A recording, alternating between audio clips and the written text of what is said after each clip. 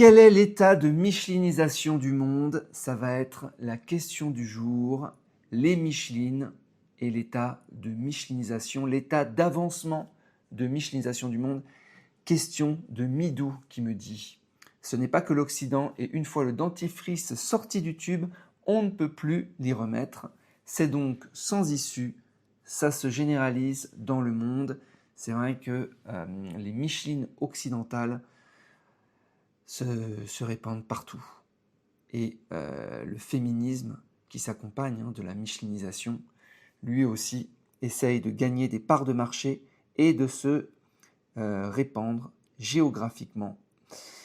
L'homme, ensuite il nous dit, l'homme qui se fait piéger est donc un idiot ne méritant pas de voter puisqu'il a gobé la plus grosse propagande qui existe.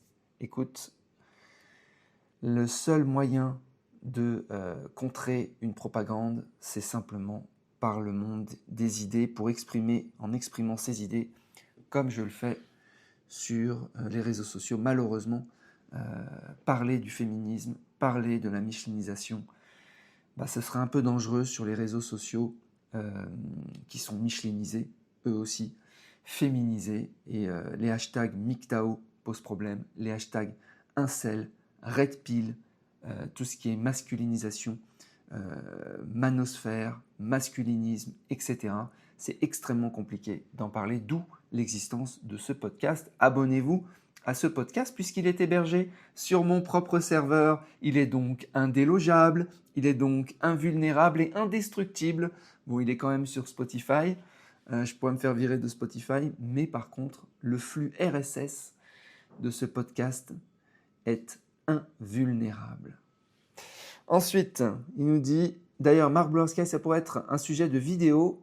Ça va être un sujet du podcast audio. Je ne sais pas si en vidéo, je pourrais parler de tout ça. C'est dangereux, tout ce qui est lié, tout ce qui attaque en fait le féminisme. Je suis un petit homme fragile face à un Occident michelinisé. On fait ce qu'on peut et je me cache maintenant derrière ce podcast. Ensuite, il nous dit, est-ce qu'un gars piégé par une Micheline a le minimum intellectuel lui permettant de voter? Écoute, moi je suis un démocrate convaincu. Si la majorité des gens sont débiles, malheureusement, la seule solution, c'est de les rendre intelligents, de les rendre clairvoyants, de leur faire voir ce qu'est réellement le couple. Cette catastrophe, de leur faire voir ce qu'est une Micheline, la vie avec une Micheline de couple, donc une femme avec abonnement, et toutes les contraintes et tous les frais qui en découlent, et toute la tristesse de vivre avec une Micheline de tristesse. Ensuite, Midou qui dit, Marc Blanskay, autre sujet, la michelinisation semble être un phénomène mondial. Peux-tu nous donner dans une vidéo ton avis sur l'état du monde, le pourcentage de michelinisation, voir combien de temps il nous reste? Est-ce que le mouvement MGTOW va être pérennisé? Non, le mouvement MGTOW, malheureusement, risque de disparaître, va être cancellé, va être invisibilisé. Il est déjà invisibilisé sur TikTok. Tu peux tester, créer une vidéo, tu mets hashtag MGTOW, ça ne fonctionne pas. Tu crées une playlist avec le mot MGTOW, ça ne fonctionne pas. Il y aura écrit le mot est interdit, monsieur. Tu peux faire des vidéos sur le thème du MGTOW, simplement de ces hommes qui veulent être des célibataires hors couple, gourgandineurs ou pas, qui veulent simplement vivre seuls sans se faire plumer par les Michelines. Eh bien, ça, c'est problématique et tu seras shadowbanné en fait sur TikTok. Voilà. Et shadowbanné de plus en plus sur tous les réseaux sociaux célèbres et publics parce que la propagande occidentale dit que l'homme doit être plumé, que son argent doit être transféré vers les Michelines. C'est ça le projet derrière la michelinisation. Alors comment on reconnaît une Micheline? Elle a souvent une gueule carrée, elle a souvent des cheveux bleus. Ce sont des femmes qui revendiquent et qui veulent en fait un certain type d'hommes, des hommes déconstruits, des hommes soumis. c'est elle qui le dit, des hommes qui payent pas simplement les dates, pas simplement les loyers, pas simplement les vacances, pas simplement toutes les dépenses, mais qui transfèrent la richesse, leur richesse, vers des femmes. C'est simplement de la vengeance en fait, c'est simplement pour compenser leur histoire un peu fantasmée, mais bon, leur histoire de millénaires où les femmes se sont fait exploiter par les hommes, eh bien elles prennent leur revanche aujourd'hui. Et donc, ça se passe par l'argent. Et ça se passe aussi par les procès, les consentements et toutes ces histoires qui sont souvent, ça aboutit, comme le cas de Harry Habitant, ça aboutit à des non-lieux, acquittés. Mais ces hommes ont été entre-temps détruits, pulvérisés par les journalistes qui sont eux aussi féministes et michelinisés. Leur objectif, supplanter les hommes. Ces femmes michelinisées sont masculinisées, masculines. On croit voir des hommes. Attention, je ne vous parle pas de ladyboy, je vous parle d'hommes virils. Ces femmes michelinisées recherchent la virilité, recherchent à défoncer les mecs. Et quand elles sont dans des couples, elles sont prêtes à nous combattre, à armes égales, avec la testostérone qu'elles prennent. Des femmes qui renient leur propre féminité, des femmes autoritaires, des femmes qui nient leurs attributs féminins, ou si elles veulent être aimées, c'est pas par leur corps. Un homme qui fantasme sur la beauté féminine d'une femme, si c'est une Micheline, elle va pas l'accepter parce qu'elle va trouver ça réducteur. Elle va trouver ça déshumanisant. Elle veut pas être transformée comme un objet de fantasme. Elle veut être beaucoup plus. Voilà. Donc, quand vous entendez ces discours, vous entendez le discours d'une Micheline. Des femmes, certaines, qui revendiquent de se laisser pousser les poils sous les bras, sur les jambes, la moustache, partout.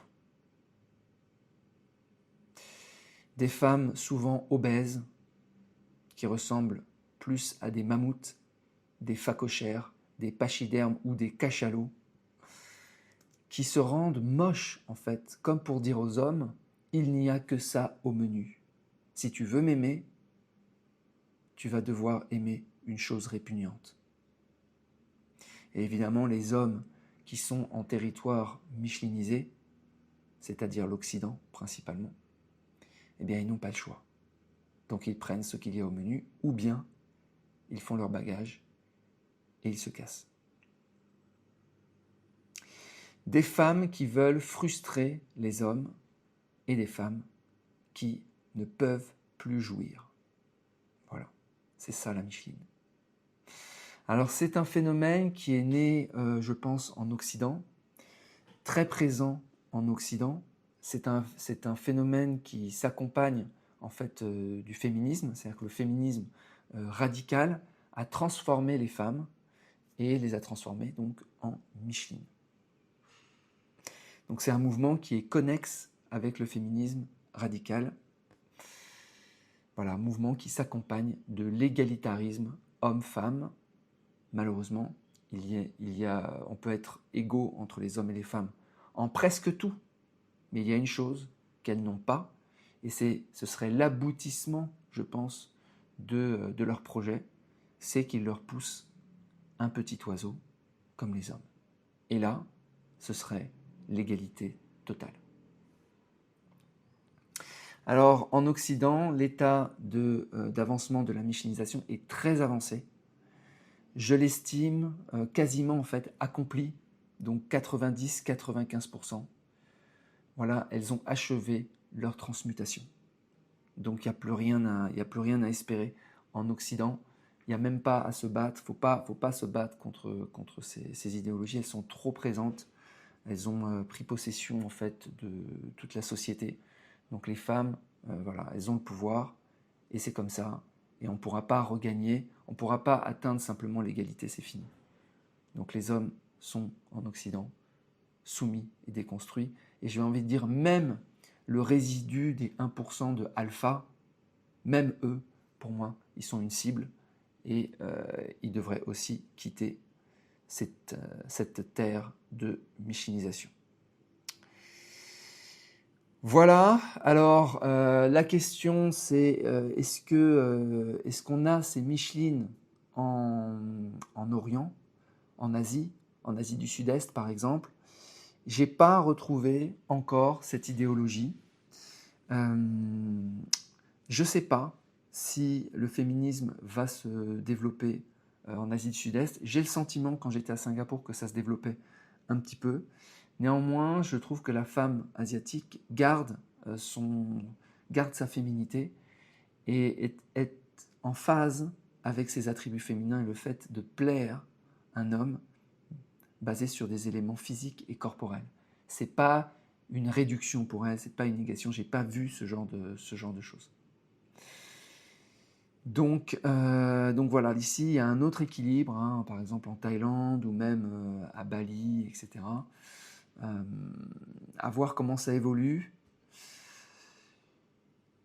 Pour l'instant, ça reste un endroit où, en tant qu'homme, on peut s'épanouir en aimant le corps des femmes et leur féminité, et rien de plus. Et rien de plus. Voilà les amis, reste quand même sur la partie pachydermisation. Là par contre, je vois un gros développement malheureusement en Asie, lié à la malbouffe. Et donc ici en Thaïlande, ils appellent ça le pumpuy, c'est-à-dire qu'elles ont un petit ventre qui commence à grossir. Et de ce qu'on me racontait, c'était pas le cas il y a 10 ans, 20 ans. Donc là, je pense que le phénomène de pumpuy, le phénomène de grossissement, de gonflement et d'engraissement, je pense que lui, il est général, global, mondial. Il y a encore quelques pays où on n'a pas, je crois qu'au Japon, il y a beaucoup de minces, mais sinon, c'est catastrophique. Et c'est lié à la malbouffe, hein, c'est lié aux gens qui mangent trop d'huile, trop de gras, trop de sucre. Le diabète aussi explose en Asie, c'est absolument hallucinant. Parce qu'en plus, ils sont en retard sur la partie diététique, sur la partie comment bien manger. Eux, ce qui est important, c'est vraiment le goût avant tout, et ils ne pensent pas en fait à manger sainement. Donc c'est vraiment en train d'arriver, ils sont très en retard par rapport à l'Europe, ils n'ont pas les connaissances. Donc il y a des taux de diabète qui sont énormes ici, je crois que c'était une personne sur 5 ou une personne sur 4, par exemple en Malaisie. En Thaïlande aussi, ils mettent du sucre partout.